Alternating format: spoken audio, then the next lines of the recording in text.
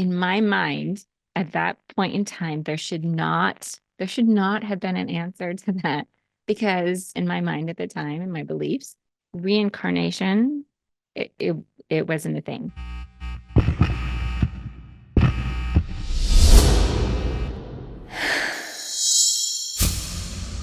Hi, I'm Elisa Navarrete, and this is Welcome to Life. Today, I'm going to talk about my journey through spiritual awakening and hope that that helps you wherever you are in your process. I started out as a Christian. I was raised a Christian. And at some point when I was a teenager, I became an atheist. I decided it didn't make sense. All the stuff that was happening in the world, all the stuff that I felt like was happening to me, I opted out and it took about 4 or 5 years, I want to say. And I felt like the Lord kept sending people to me to bring me back to Christianity. And I think for me, from my journey, that was the right place for me to be. It gave me guardrails, if you will, to not wander off into something dark. And it helped give me accountability, which I needed to help bring me in and actually meet people and start to learn, love, and heal from all that I had been through in my life. I say that to say that there are benefits to being within the church. So if you were there and you were there for a lot of years, don't beat yourself up. I actually learned a lot. I learned a ton. A lot of my spiritual gifting was developed in the church. A lot of what I would, that it has different names on this spiritual side of things, but in the church, it was still there. There was still teachings, and not everywhere. You couldn't get taught how to prophesy at every church. You couldn't even get taught to pray for people at every church. And then I saw it happening in different ways. So, like I said, my journey was specific to me and it helped me develop the gifts that I have. I'm sharing this with you to hopefully encourage you. Part of what started to happen was I didn't quite feel like church fit anymore. My husband at the time, we ended up getting very involved and got to see behind the curtain, so to speak, into church leadership, the good and the bad. And we got to see how beat up the pastors would be.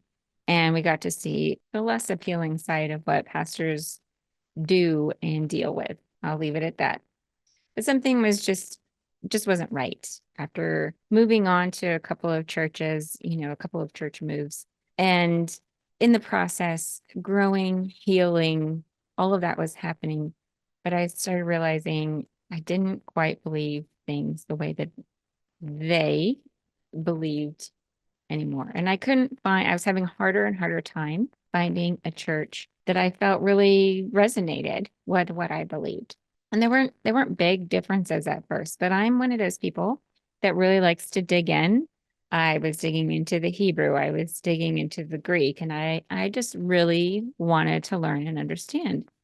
I was very strong and I still am in my spiritual beliefs. And moving down the road, I started questioning differently. As you grow and develop, even from a small child, you start being able to comprehend differently. So you start asking different questions.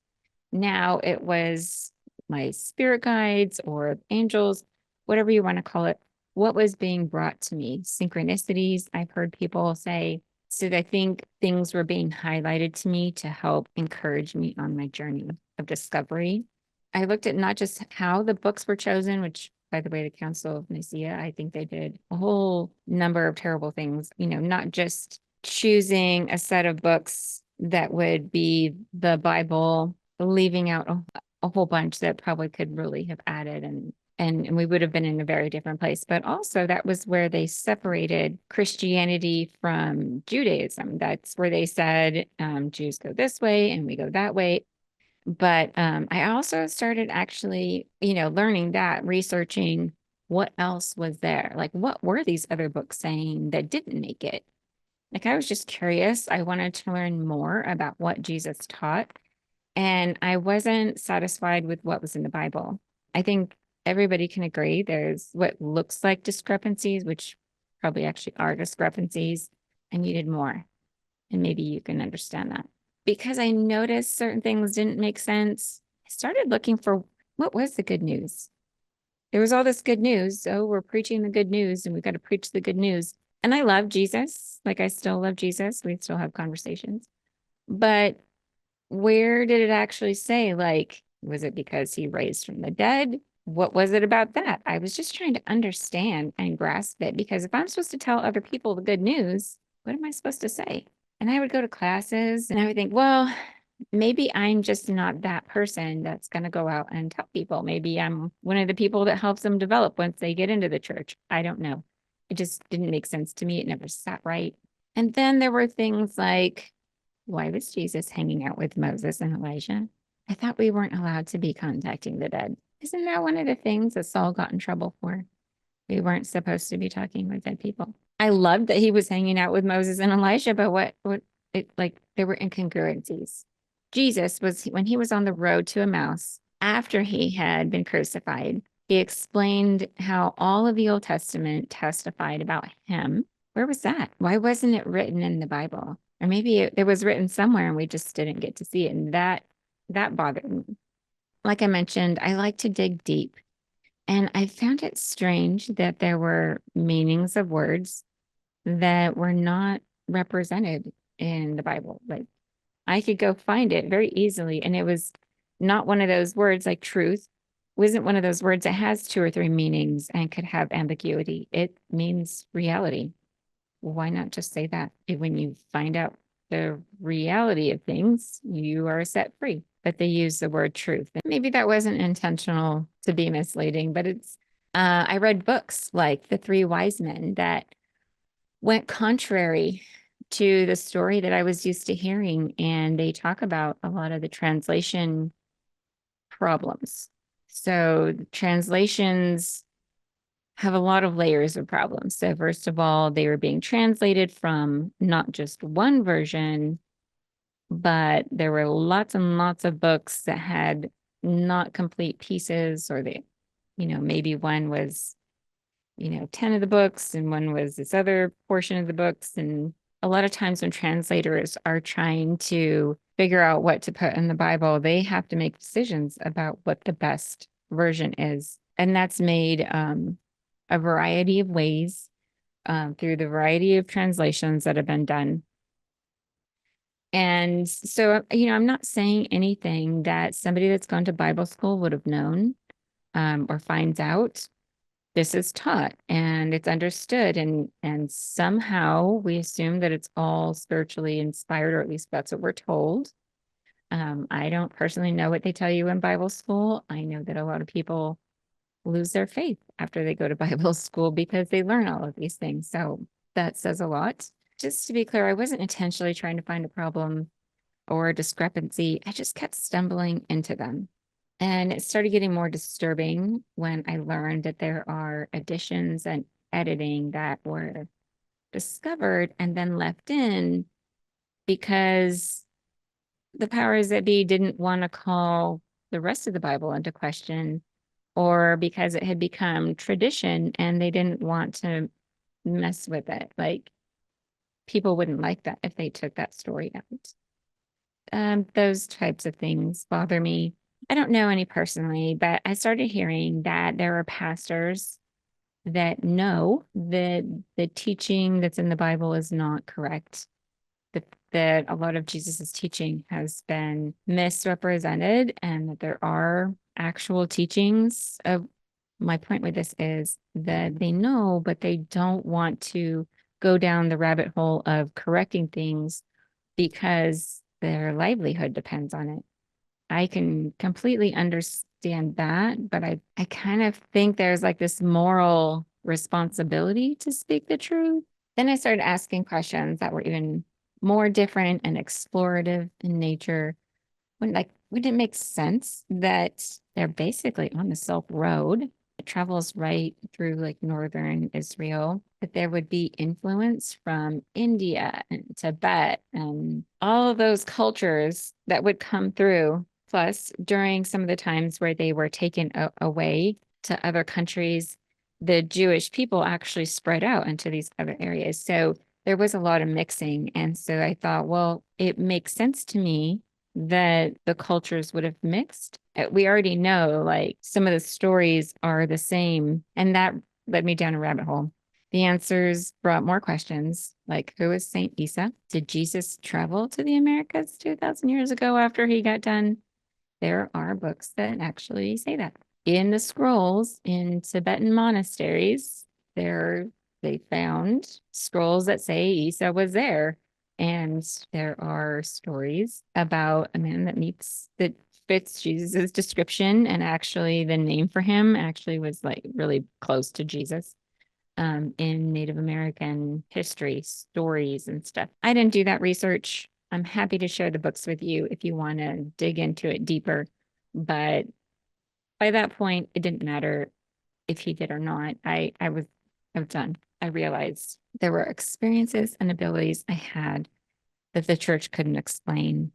And that I kept feeling like I had to hide them when I went to church. That didn't seem right. I was worn out of trying to protect my children from what they were teaching in kids' church. But I was used to having to keep my gifts hidden, and all of this other stuff was happening. And then this is the straw that broke the camel's back, so to speak. I was listening to a guided meditation, and this woman was guiding us through trying to get healing from trauma. And as she's guiding us through, she says, now I want you to think of a time when you last had or first had trauma, I think is when you first had this trauma that's affecting you right now. And I just want you to ask how many lifetimes ago that was. And I thought, I get it. She believes in reincarnation, but I do not, right? But somewhere out of my mind, out of my spirit, I don't know where it came from, there was an answer. And I heard the number 6. I felt the number 6. And I was like, what? What just happened here?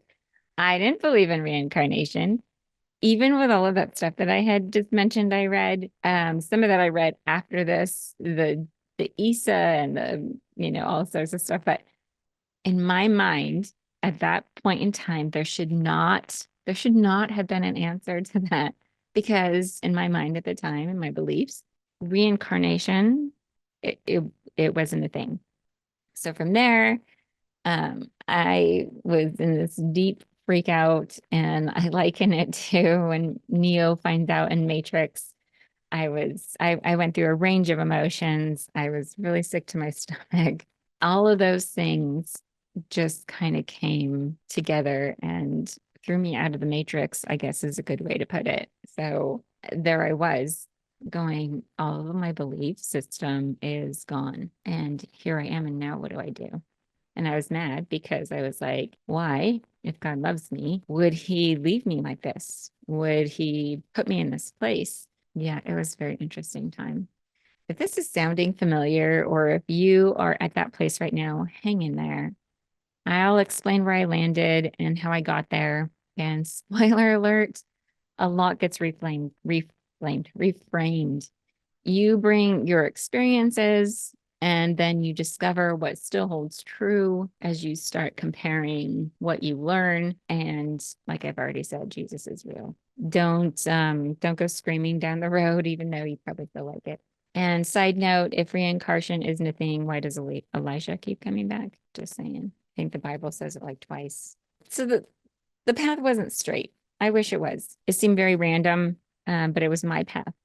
And I think it was more a question of trying to find somewhere solid to land. And for me, for my questions, for my quest, I needed certain things answered. And what would happen is I would listen to one podcast, and better or for worse, this is where I had to go, right?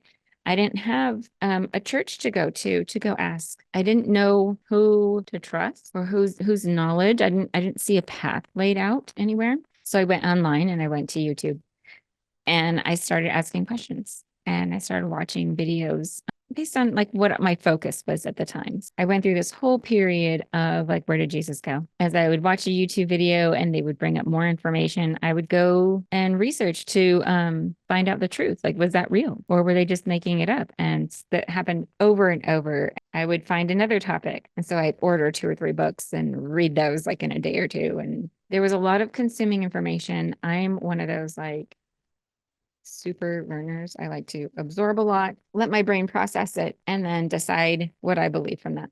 And sometimes I would get these books and I'd get a chapter or two in and I'd be like, yeah, okay. And then other times I'd get to a certain point and I just couldn't consume the information anymore. I was full.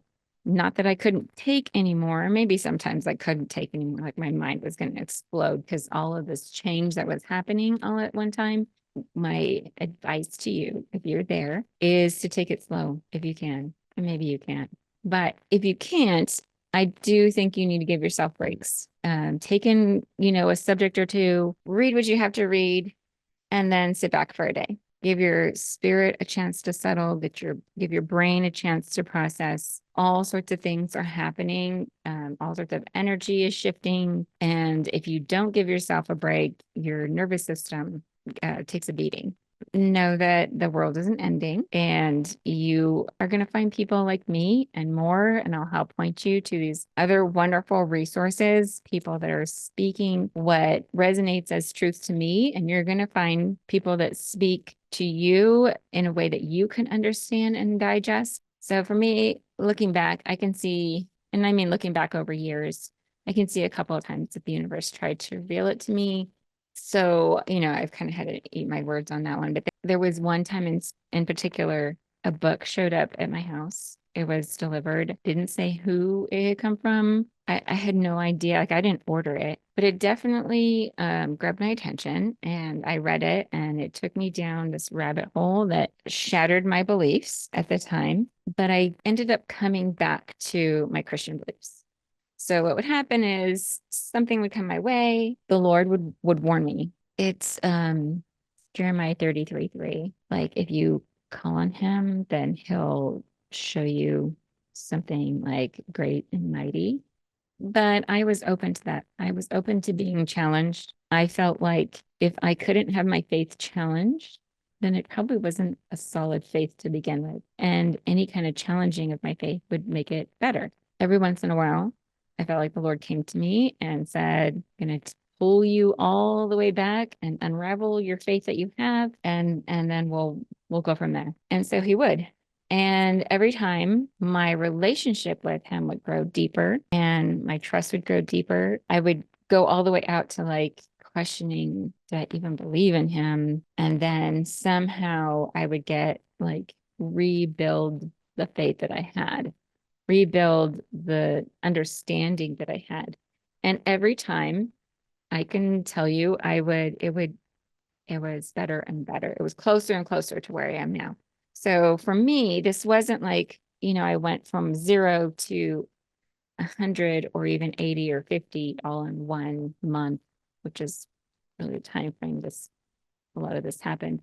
It was more like over 20 years or more. I mean, I can remember all the way back to when I was 7 having encounters, and probably before that. I mean, I've had so many different encounters and things that have happened, but these specific times when he would pull me out and then bring me up a level and then pull me out and then help me rebuild in a better way, that was over a period of about 20 or so years.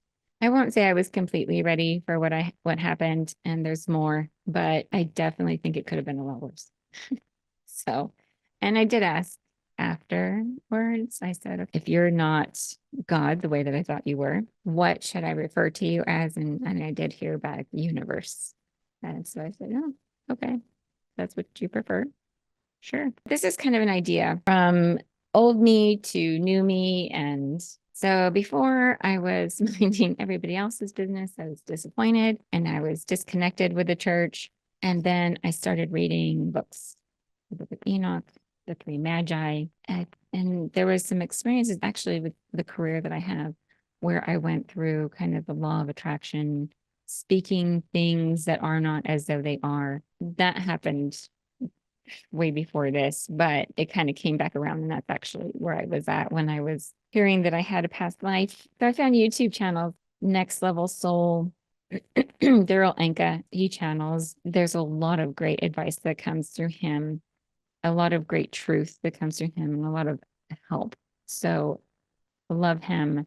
Next Level Soul is where I was actually introduced to a lot of things like when I would pray for people, this was in the Christian church, and I would get words from God coming through. I didn't know that's channeling. I didn't know that. When I would speak in tongues, I didn't know that spiritual community, they call it light language, different, they have different terms for things. I watched a lot of near-death experience testimonies. I really felt like I wanted to know what really happens because I don't think the church does a really great job of explaining that. They just don't know. A lot of times they don't know. Obviously, people have gone through that and they're talking about it. It's actually really comforting. I recommend that for a lot of people. Angels, yes, you do have a guardian angel, and there are actually lots of angels helping us. They're not the light beings that are helping us, but there are plenty of them. There's lots of people that they've ascended to these higher levels, Jesus being one of them, and they have hung around, we'll just say angelic realms for better lack of term. It's not coming to me right now, but they are there trying to help people, trying to help guide people, trying to help them navigate life. And so there's a lot of love and a lot of help. You're not alone. There's definitely our source, right? The universe, God didn't leave. You're actually going to find out you are part of Him. Elohim is all of us. We're all connected. We're all part of God, learning the truth about humanity and how far back it actually goes, way farther than 5,000 years or 10,000 years. So that's been amazing. I still like to learn about that. And then now, this version of me is more minding my own business and that I'm not trying to fix people. I am way more respecting everybody's journey, that everybody chose to be here, that, if they want help, I'm so willing to help where I can, but it's just a completely different perspective. Outside of the church, it's way more respectful, way more peaceful, way less judging. This is my journey. I wanted to share these resources and kind of what my journey looked like. I still continue to learn, and I've found different people that I resonate with, and I like to listen to them, that I like who they're channeling because it's like the angels or people that I've found have a lot of wisdom. Your journey could be completely different, but I just want you to know it's perfect for you. Your journey is perfect for you.